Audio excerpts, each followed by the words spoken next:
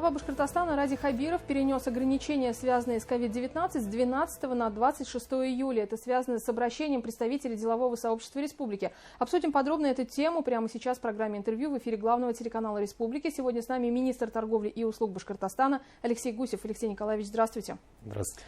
Вы наверняка видели это письмо, что в нем говорится, да, и как вы оцениваете новый указ главы Башкортостана?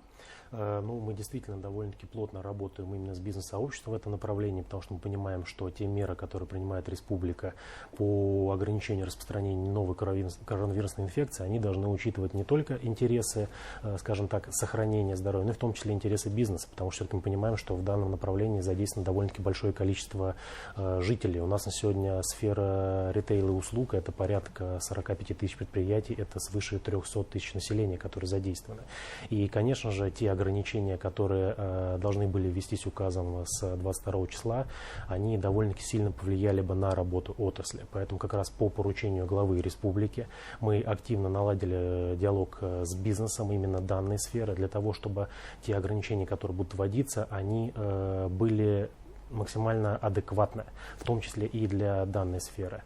У нас несколько предприятий, несколько общественных организаций, которые участвуют в данном направлении, обратились с просьбой к Ради Фаридовичу о том, чтобы продлить данную меру, не введение данной меры до 26 числа, для того, чтобы отрасль могла подготовиться. Потому что там предполагаются довольно серьезные ограничения. Это и для общественного питания, и для бань, саун, салонов красоты, а именно это запрет на обслуживание посетителей, которые не имеют один из 3 документов. Это либо справку об отрицательном ПЦР-тесте, либо медотвод, то есть если жители по каким-либо тем или иным причинам состояния здоровья не рекомендовано делать вакцинирование, либо справку о вакцинировании, в том числе и первым компонентом. Пандемия у нас уже более 1,5 лет. Как вы оцениваете, что было самым сложным для бизнеса Башкортостана? Да? Какую картину видите вы сейчас? И есть ли понимание в перспективе, чего нам ждать? В первую очередь, это как раз именно диалог бизнеса и власти, который позволяет принимать адекватные ограничительные меры. И на сегодня я считаю, что он у нас вполне налажен. Хотя бы те даже письма, те обращения и то, что глава республики услышал и принял данное обращение и продлил срок введения ограничений до 26 числа. И опять же, здесь вопрос именно некого баланса, потому что мы прекрасно понимаем, что с одной стороны важно же, конечно же, это забота о гражданах, но с другой стороны и те ограничения, которые у нас были, они довольно-таки сильно затронули бизнес. И в частности бизнес по предоставлению различных видов услуг населению. И то, что вы спросили, самое сложное, наверное, был это полный локдаун, который был введен в прошлом году. Он действительно очень сильно отразился на сфере общепита, на сфере бытовых услуг. И мы видим, Ущерб можете назвать? По результатам прошлого года у нас снижение по отрасли составило порядка 20% в зависимости от того или иного направления. Но мы смотрим, что взвешенная политика с точки зрения ограничений, недавно пришли первые результаты, отчеты, у нас за 5 месяцев рост товарооборота в сфере общественного питания, в сфере бытовых услуг составил 25%. То есть мы видим, что бизнес потихонечку начинает восстанавливаться и отходить от тех ограничений, которые были введены. Как идет восстановление, с какой скоростью, да, и локдаун, все-таки опасность такая существует, что его могут ввести, если будет высокий порог заболеваемости? Какие обсуждения здесь идут, Алексей Николаевич? Вы правильно сказали, это все будет зависеть от того, как будет развиваться эпидемическая обстановка, и наши представители бизнеса, они прекрасно понимают, что они должны напрямую участвовать в этом процессе, и мы видим, что на сегодня многие отрасли активно проводят процесс вакцинации своих сотрудников. Особенно это важно как раз и для хорики, это важно в том числе и для ритейла, потому что происходит постоянное взаимодействие с довольно-таки большим количеством клиентов. И мы видим, что на сегодня многие предприятия общественного питания довольно-таки активно пропагандируют вакцинацию среди своих сотрудников. Уже процент вакцинации от 40 до 80% достигает. То, что касается сфер ритейла, хотя на них ограничения и не распространяются, но тем не менее они также активно включились в этот процесс. Многие предприятия предлагают различные бонусы своим сотрудникам, тем, кто прошел вакцинацию. Это и минимальная денежная компенсация, и дополнительный день отпуску. И мы видим, что тоже на сегодня ритейл активно участвует в процессе вакцинации и довольно-таки высокий процент, который на сегодня сотрудников данной отрасли, которые сегодня хотят вакцинироваться. И здесь вот хочу сказать спасибо огромное Министерству здравоохранения, потому что мы с ними достигли договоренности, что именно в организованных коллективах возможно в том числе и выездная вакцинация, чтобы для сотрудников это было максимально удобно. Ну, то есть, если мы говорим про экономическую сторону, то удар удалось смягчить. Да, все верно. Мы даже можем посмотреть, что те ограничительные меры, которые были практически во всех субъектах в новогодние каникулы перед Новым годом, у нас в республике они были, наверное, одни из самых мягких. Рост цен, Алексей Николаевич, как вы можете прокомментировать здесь, да, какие действия предпринимаются, но если коротко? Ну, скажем так, мы на сегодня наблюдаем, у нас еженедельно идет мониторинг цен совместно с Росстатом. Мы видим, что цены на отдельные виды продукции у нас сегодня довольно-таки сильно скакнули вверх. В основном это касается борщевого набора.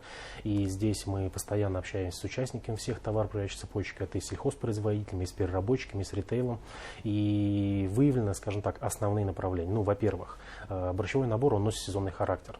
То есть у нас овощи старого урожая, прошлогоднего, они закончились, а новый урожай еще не успел доехать до наших полок в связи с тем, что были определенные климатические условия в южных регионах. Как правило, откуда мы получаем овощи свежего урожая, это поздняя весна и засушливое лето.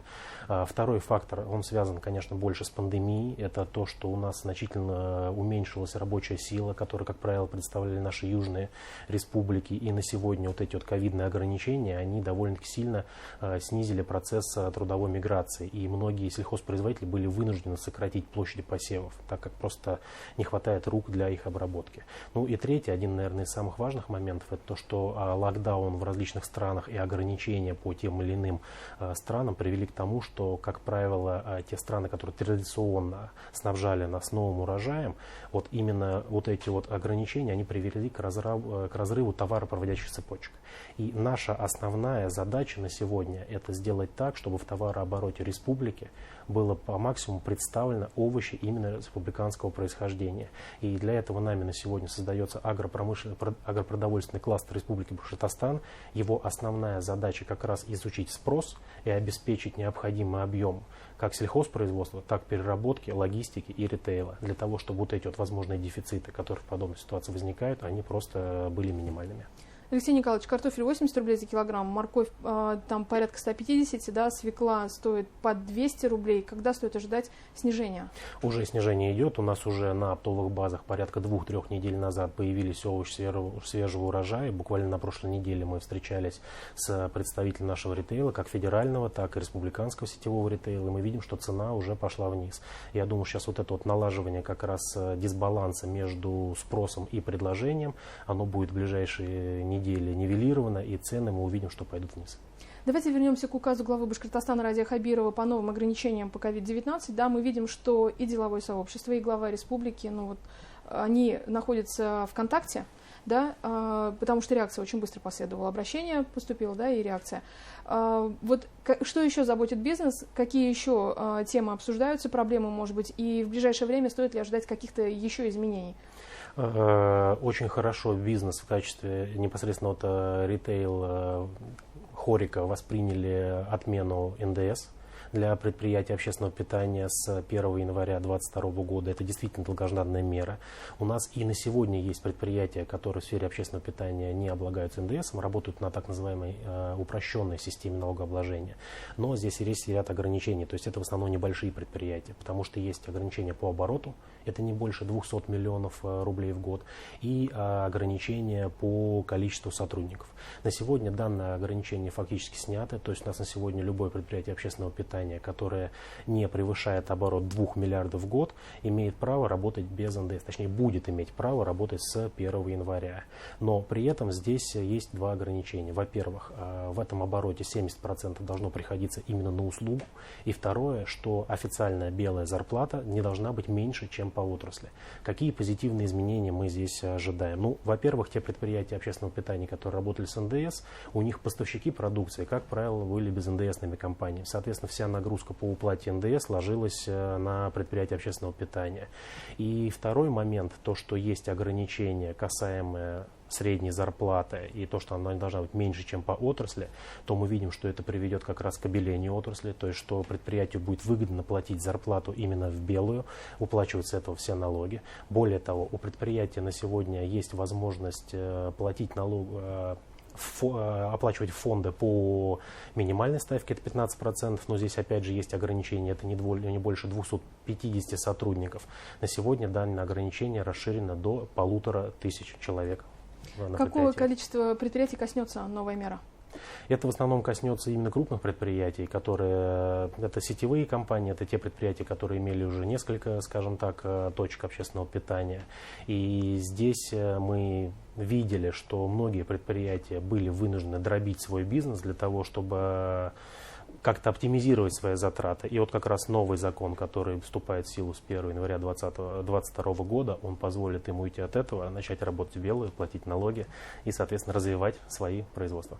Мы все еще живем в режиме пандемии коронавируса. Да, вот как принимаются решения по сфере торговли и услуг? Вот расскажите, пожалуйста, на что обращается внимание, что учитывается, да? Все-таки вы тоже понимаете, как все это происходит? Вот здесь самое главное – это соблюсти как раз баланс. То есть, опять же, понятно, что в первую очередь это здоровье жителей, это борьба с пандемией, борьба с распространением коронавирусной инфекции. Но и второй момент – это вот как раз найти именно тот баланс между ограничением и сделать так, чтобы он как можно меньше повлиял на развитие бизнеса. Это сложно сделать? Это довольно-таки сложно, потому что это, скажем так, диаметрально противоположное, скажем так, направление, да, потому что любое ограничение, которое есть, оно, естественно же, влияет на бизнес, влияет на сложности с тем, с которым он сталкивается. И вот как раз нахождение баланса, оно возможно только в плотном диалоге власти и бизнеса.